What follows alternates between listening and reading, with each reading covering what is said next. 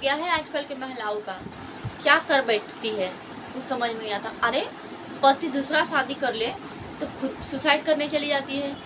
एक ही सुनिए ना, एक स्टोरी सुना देते हैं हम आपको, चलिए इसी बात पे। एक लेडीज थी, उसके 2 बच्चे थे और उसका पति था और कोई नहीं था।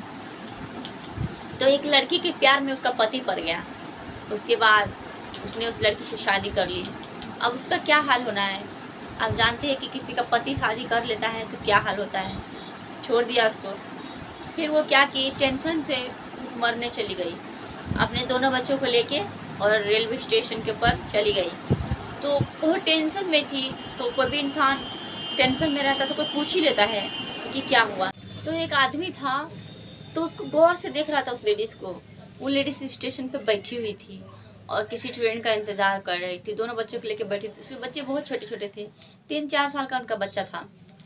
तो बहुत रो रही थी, बहुत टेंशन में थी। लेकिन वो बुजुर्ग आदमी जो था उसको गौर लगा के देख रहा था। आखिर उस आदमी से बर्दाश्त नहीं हुआ, तो वो उसके पास जाके उसके पास बैठा और उससे पूछा, बेटा तुम पानी लोगी क्या? तो वो लेडीज बोली कि नहीं चाचा, मैं पानी नहीं लूँगी, धन्यवाद। तो बोली, बेटा बुरा मत मानना, एक बात पूछूं मैं तुमसे? तो बोली, क्या चाचा, मुझ जैसे दुखियाली साहब क्या पूछिएगा, पूछिए। तो बोली, बेटा ऐसा क्या हो गया जो तुम इतनी परेशान हो, और तुम्हारे दोनों बच्चे खाना मांग रहे हैं, भूख लगा हुआ है और तुम परेशान हो, तुम किसी को कुछ दे नहीं रही हो, रोई जा रही हो, क्या हुआ बेटा, मुझे बताओ। तो बोली कि क्या बताऊं मैं आपको चाचा जी, अपनों से बताए तो पूरा नहीं कर दिया, लेकिन मैं आपसे बताऊंगी तो आप क्या ही पूरा कीजिएगा। अपने हमको लात मार दिए तो आप मेरा क्या कर लीजिएगा, बताइए चाचा जी। मैं बहुत दुखियाली हूँ, मुझसे समझ नहीं आता कि ऐसा कौन सा गलती हो गया। क्या मैं सुंदर नहीं हूँ, क्या मैं खूबसूरत नहीं हूँ, लेकिन मेरा पति मुझे छोड़ के चला गया। तो चाचा जी उसके जो बोले, जो अंकल थे, वो बोले कि बेटा तुम बहुत सुंदर हो सच में, और ज़रूरी नहीं है कि कोई शक्ल से सुंदर हो, तुम्हारा दिल बहुत सुंदर है, तुम बहुत अच्छी हो। तो बोले कि क्या बताऊं चाचा जी, मुझे समझ नहीं आता, फिर उसको क्यों नहीं दिखाई देता है जो मेरे अपने होते हैं।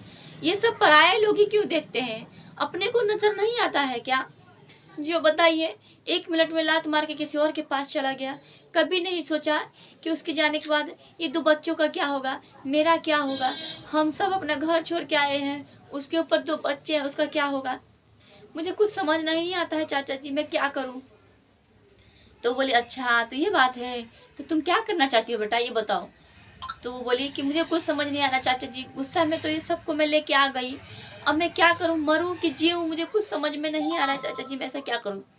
तो बोली, वो जो अंकल था वो बोला कि देख बेटा, एक मैं तुझे नसीहत दूं, नसीहत में तुझे ये देता हूँ कि वो तो अपनी जिंदगी में खुश रहने के लिए रास्ता ढूंढ लिया, और तू क्या कर रही है, तू नरक में जा रही है ढूंढने, और वो भी अपने साथ 2 बच्चों को लेके। एक बात सुन, तू तो अपनी जिंदगी आधा जी चुकी है, लेकिन तू इसके बारे में नहीं सोची जो तेरे बच्चे हैं, जिन्होंने अभी तक दुनिया देखा नहीं, और तू उसको मारने चली गई। नहीं, तू गलत करी, तू तो पाप कर रही है। एक तो तेरे साथ पाप हुआ, वो तो ठीक है, लेकिन जो तू कर रही है वो बहुत बड़ा पाप है। देख बेटा, एक पति है ना अपने बच्चों को छोड़ सकता है, लेकिन एक माँ है ना कभी अपने बच्चों को नहीं छोड़ सकती है। तो एक बात याद रखो बेटा, ये तुम कर रही हो ना, ये पाप ही है। एक माँ जब मर जाती है ना, जब एक पत्नी मर जाती है तो पति दूसरा शादी कर लेता है, लेकिन एक पति मरता है तो पत्नी दूसरा शादी नहीं कर सकता है, क्योंकि वो जानती है कि मैं दूसरा शादी करूंगी तो मेरे बच्चे कैसे रहेंगे। वो खुद अपने बच्चों को कमा के खिला सकती है, पाल सकती है, लेकिन एक पिता है कभी नहीं पालता है, वो दूसरा शादी कर लेता है। तो तू ये क्या करने जा रही है, तू इतनी जल्दी हार मान गई। अरे तेरा पति तुझे छोड़ा तो तू मरने चली आई, पागल औरत, तू तो एक गलत कर रही है। तू अपने साथ साथ दोनों बच्चों की जिंदगी बर्बाद कर रही है, तू बच्चे की भी जिंदगी जीने से पहले इसको खत्म कर रही है।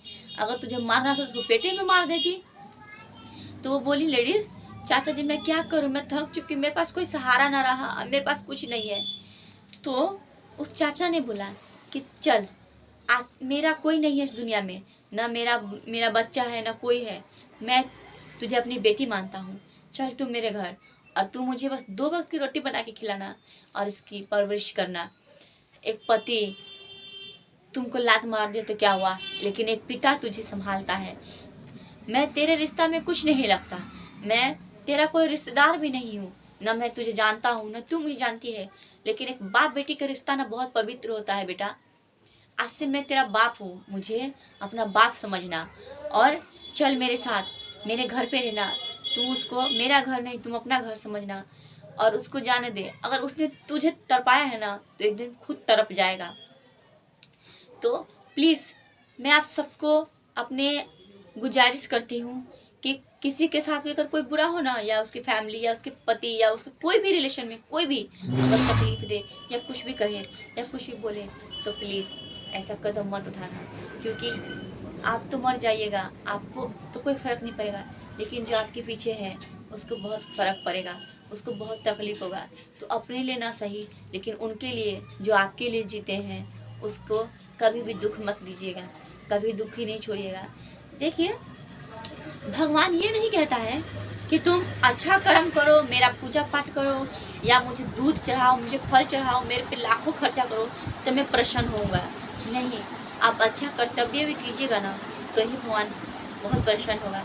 आपके पास नहीं है तो क्या हुआ, दिल है ना, दिल से भगवान का नाम लीजिए, भगवान तुम्हारे हमेशा साथ रहेगा।